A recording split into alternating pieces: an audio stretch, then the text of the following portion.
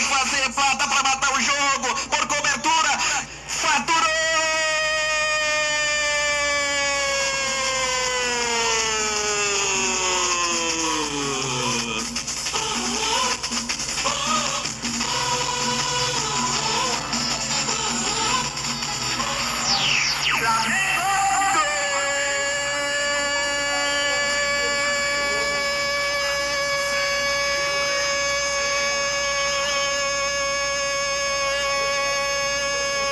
Do Penta, é gol do Penta, torcida rubro-negra.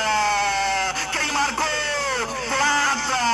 Plata, num contra-ataque. Depois que Rossi falhou duas vezes, a bola escapuliu, esteve prestes a entrar, o Flamengo saiu no contra-ataque. Mortal contra-ataque rubro-negro. Bruno Henrique, Plata, agora ele foi frio, calculista, jogou por cobertura com gol vazio, a bola foi morrer no fundo do barbante.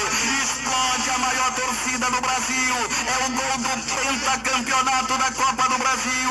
Plata é o nome do gol, Plata é o nome da emoção, o equatoriano é o herói do título, ele é fera e vai pra galera. Placar modificado lá em Belo Horizonte.